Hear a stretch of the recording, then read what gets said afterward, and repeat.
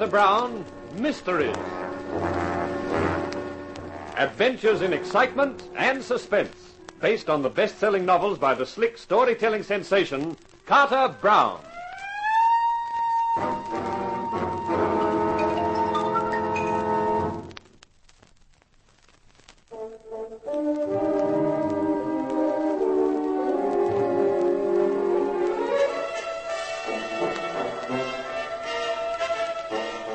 It was a great idea of mine to do an impromptu show devoted to the death of Hannah Vogue for the next TV presentation of There's No Future in Murder.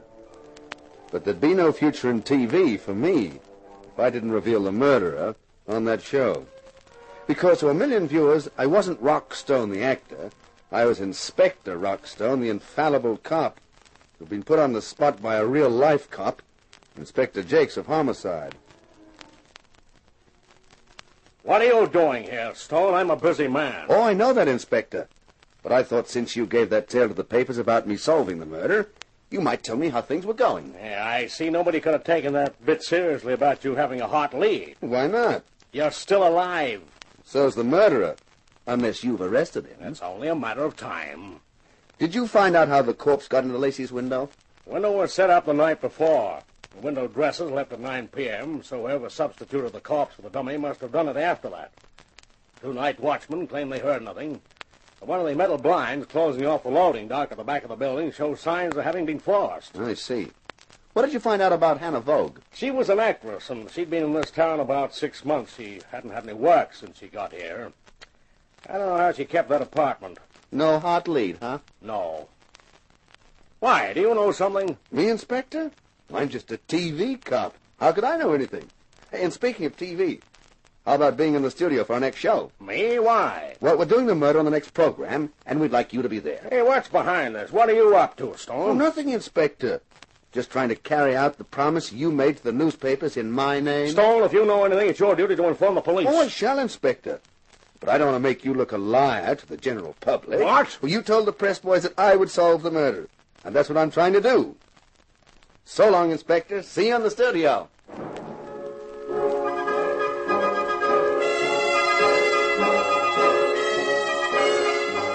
I think it's the most ridiculous idea I ever heard. I wouldn't allow it for one moment. To commercialize murder. It's unethical. But, Mr. Lacey... It's a crazy, preposterous idea. I won't hear another word about it, Stone. I'm sorry you feel that way, Mr. Lacey. That means I'll have to scrap the idea of you introducing the show. What? Well, me? Introduce it? Well, that's what I had in mind. I naturally figured that you, as our sponsor, would open the program. You wanted me to appear on the show? Sure. With a statement to our audience about how you stood foursquare for justice and how this program would bring a murderer to justice. Oh, no. Wait a minute. I hadn't thought of it quite like that before. That puts a different complexion on the matter. Oh, does it, Mr. Lacey? Of course. Now, this whole thing will have to be properly organized. We can't afford any slip-ups. That's right, sir. All right, get on to it, Stone. Of course, Mr. Lacey. Just one other thing. Yeah? We'd like your manager, Mr. Sheep, to come along, too. All right, I'll send him a memo about it. Why, thank you. You know, there's one thing that's had me wondering about Mr. Sheep. What's that? If he can't sleep at night, what does he count? People?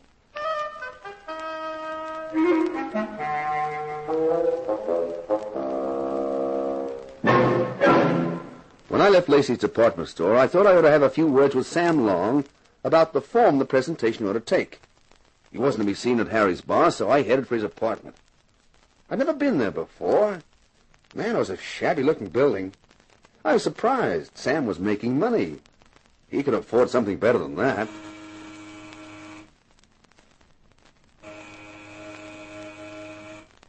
There was no answer when I pressed the buzzer, but a door opposite opened, and a woman stuck her head out. You looking for Mr. Long? Yeah, that's right. Well, he isn't in. Yeah, that probably explains why he doesn't open the door. Say, aren't you Inspector Rockstone? That's right. Gee, I always watch your program. That is, when the old man isn't working early shift. He gets home around 4 in the afternoon then, and we watch another channel. Why? He can't stand the sight of you. He says if you're a cop, he's a ballet dancer. And he's not, I take it. He works on the garbage collection. Have you any idea where Mr. Long would be? Try Harry's bar. I have. He's there most times. Drinks too much. He's changed since he first come here. He was different then. Younger, perhaps. Happier, too. They both were happy. Yeah. Did you say they? Sure. Him and his wife. Wife? Yeah, I never knew he was married. Oh, lovely little thing she was. An actress. But then they started in quarreling. Quarreled something terrible before she left him. Guess that's why he drinks so much. You say she was an actress? Uh-huh. Used to go mad at him, yelling it was his fault she couldn't get a job because he wouldn't help her. You don't know the name that she used professionally? No, never heard of it. But pretty as a picture she was, with her red hair and everything. Red hair? Flaming red. Lovely hair. The way mine used to be before it started falling out. I can imagine. Every time I saw her, I used to say to myself, Holy Hannah, if only my hair... Hey, that was her name, Hannah.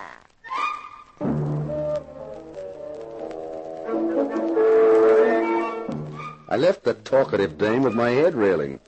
Not only from her gabbling, but from the unexpected, astonishing information I'd stumbled on. Sam Long, married. And to a beautiful redhead actress named Hannah. And it was a beautiful redhead actress named Hannah who'd been found dead in Lacey's window. It looked as though Sam and I should have a long, confidential chat. But I ran into a complication. With curves. A special set of curves called Lower Shore. Oh, there you are, Mr. Stone. Where else should I be, Miss Shaw? This is the door to my apartment. I was about to open it and walk in. Not yet. We've got to go somewhere else first. The implication is that we can come back here afterwards? Why, Mr. Stone, we hardly know each other. A couple of hours of some low lights and lingering music could fix that.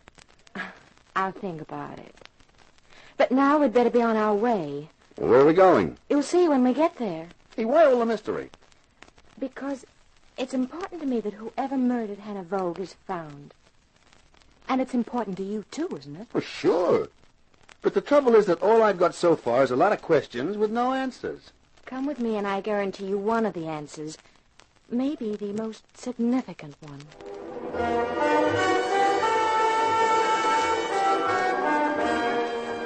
Lois had a car and slid in behind the wheel. After a half-hour drive, we stopped outside a sprawling two-story house with grounds big enough to build an aircraft plant in.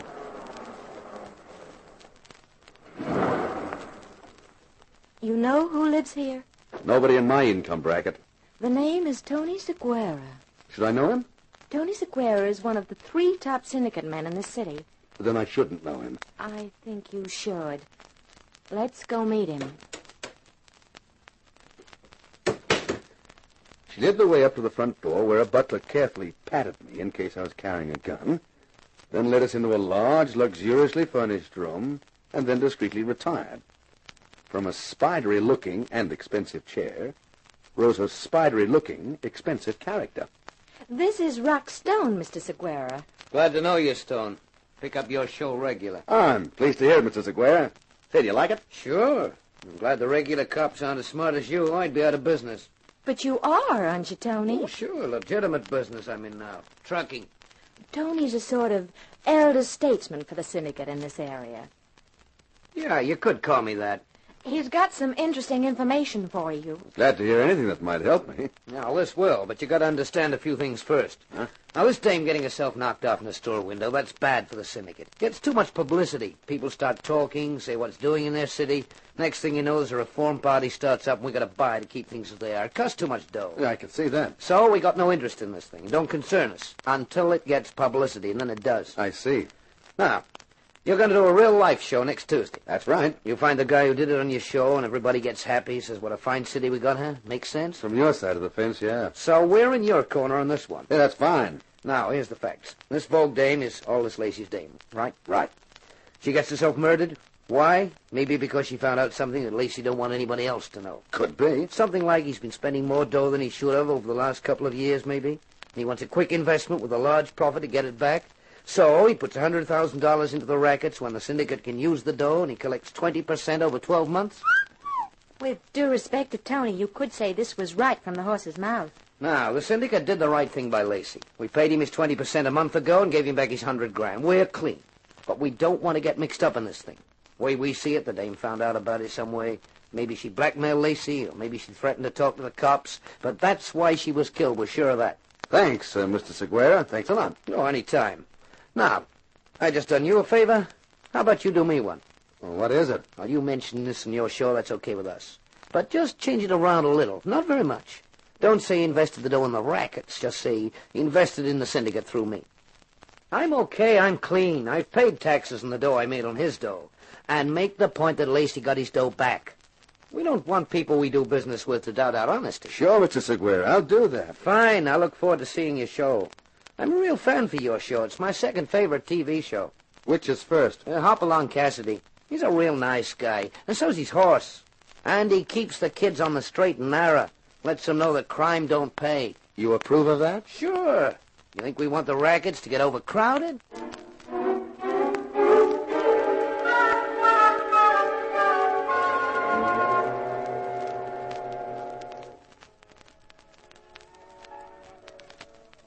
I just don't get it. How come you found all this out, Lois? And you knew about Kathy Molden. Hey, where do you belong in this setup? I'm just a girl who knows a guy. The guy being Tony Seguera. But right now I'm with another guy, and the lights are low, the music's lingering. I'm feeling languid. Didn't you say something about getting to know me better? Oh, sorry, honey. This isn't my night for concentrating on anything except murder, that is. You've just got a one-track mind. You know, I thought it was a pretty brilliant idea. This live TV show to unmask a killer. With me on the spot the whole time. Well? Well, it just occurred to me.